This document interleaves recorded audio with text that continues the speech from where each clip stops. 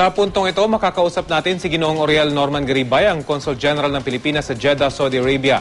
Magandang tanghali po, Consul General Garibay. Magandang tanghali din po naman. Opo, Consul, kumusta na po yung ating mga kababayan na hanggang ngayon stranded pa rin dyan sa Saudi Arabia?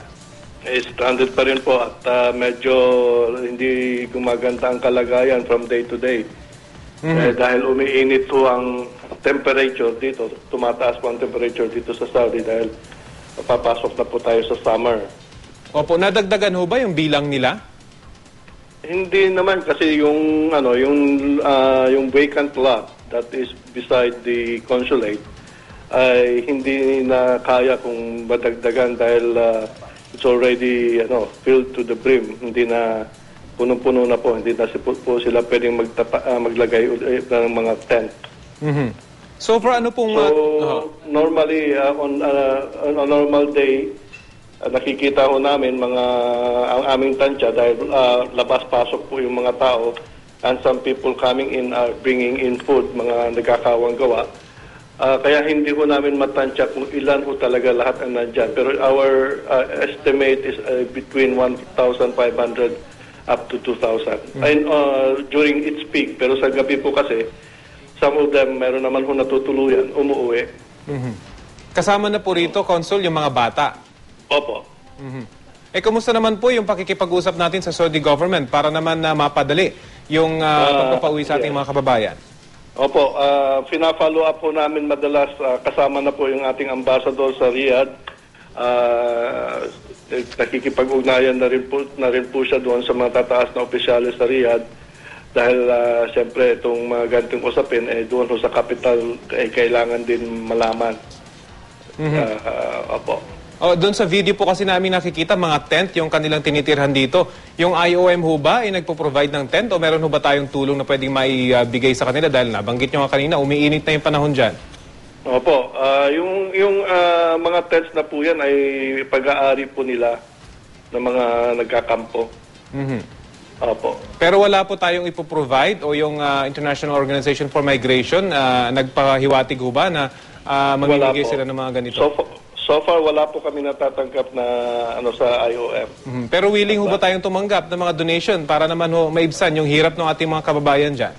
Ay, willing na willing po. Lalo na yung mga kababayan nating mga legal dito, may mga Filipino organizations po dito, community organization. Sila po ang kaya nga nakakatuwa po dahil nakikita ko ng buhay na buhay ang diwa ng bayanihan,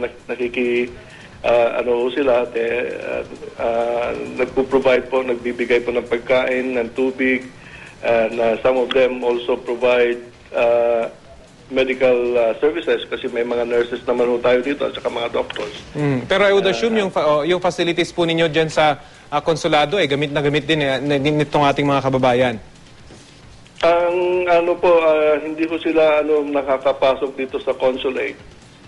Dahil nandun sila sa labas sa kanila. Meron nung vacant lot sa tabi ng consulate. Hindi ko pag-aari ng consulate. Opo.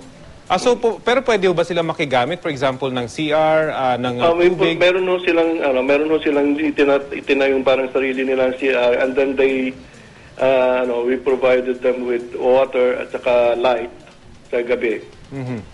Consul, ano kaya nakikita nyo magiging solusyon dito at gaano po kaya sila tatagal dyan sa bakanting lote na yan sa Jeddah? Nasa actually sa pakikipag-anuhan po namin sa mga Saudi authorities. This is actually talagang medyo long process because ang pinaka-bottleneck po ay nandoon sa mga sponsors. Kasi yung willingness ng sponsors to give to issue a no objection certificate. At yun po ang nakikita naming bottleneck dyan. And we understand, ang sinasabi po is hindi po pwede makialam dito yung Saudi government. Ganun hong mga nangyayari ngayon. Kasi po private right po yan. Hindi the government cannot infringe on the private right of the sponsors. Gustuhin man ng Saudi government na magbigay ng mga ang most that it can really do is to provide or to waive the fines and penalties na dapat maano ng mga Pilipino. Unless yung gobyerno ng Pilipinas ay makiusap na mismo sa hari ng Saudi Arabia, pwede ho kaya mangyari yun?